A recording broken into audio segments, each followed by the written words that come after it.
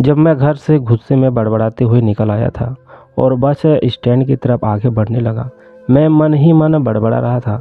पता नहीं कितने पैसे पापा छुपा के रखे हैं, लेकिन ये मेरे लिए एक बाइक नहीं ले सकते। जब मैं यहाँ से चला जाऊँगा तो तब तक वापस नहीं आऊँगा जब तक मैं खुद के पैसों से बाइक नहीं खरीद लेता। इतना सोच ही रहा था, तभी मेरे पैर में मुझे कुछ चुभने का एहसास हुआ।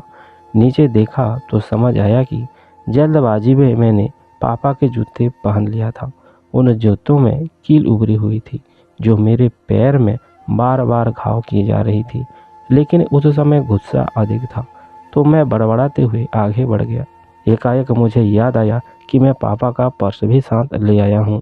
तभी मेरे खुरापाती दिमाग में एक ख्याल आया, क्यों न आज पापा का पर्स चेक किया जाए, जिसे आज तक पापा ने किसी को हाथ तक नहीं लगाने दिया।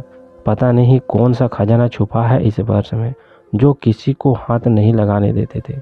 जब मैंने पापा का वह पुराना पर्स खोल कर देखा तो उसमें पैसे तो नहीं थे, लेकिन पैसों की जगह पर एक पुरानी डायरी रखी हुई थी। तब मैंने सोचा, ओहो, तो यहाँ खजाना छुपा कर रखी है पापा। मैं समझ रहा था कि यहाँ पापा ने लिखा होगा कि किससे कितने पैसे लेने हैं और किसको कितने पैसे देने हैं, लेकिन मैं गलत था। जब मैंने उस छोटी सी डायरी का पहला पेज खोल कर देखा तो वहाँ पर जो लिखा था वह थोड़ा सीरियस कर देने वाला था।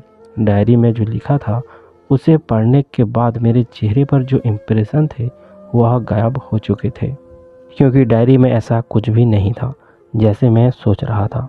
वहाँ पर उन पैसों का हिसाब लिखा हुआ था जो अलग अलग कामों के लिए अलग अलग लोगों से उधार लिए गए थे।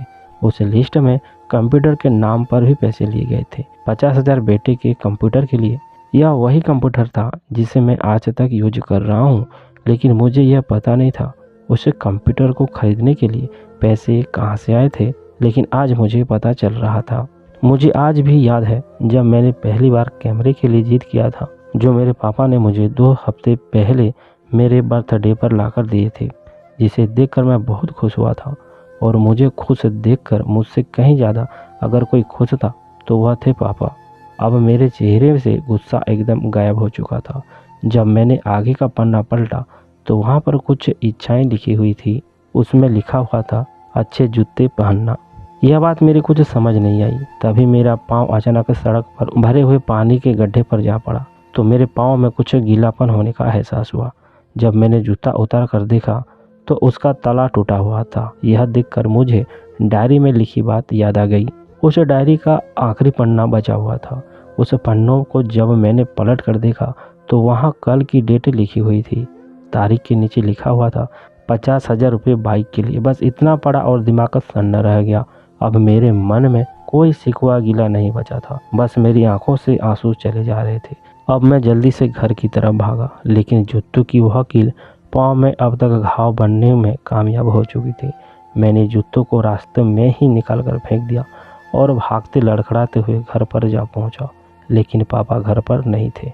मैं समझ गया वह कहाँ थे। मैंने सीधा पास वाली बाइक एजेंसी की तरफ भागा। मैंने जैसे तैसे बाइक एजेंसी पर पहुंचा।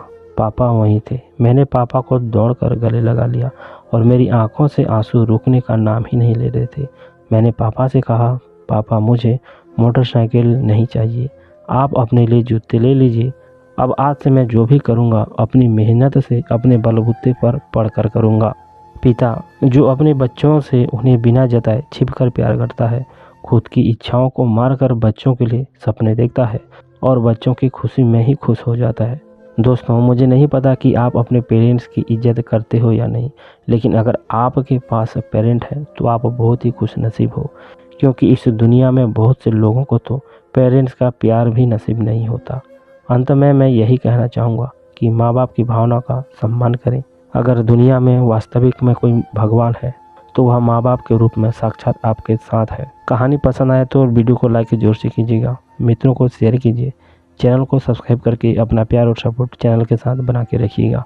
मिलते हैं अगली वीडियो पर और एक नया इंटरेस्टिंग कहानी के साथ।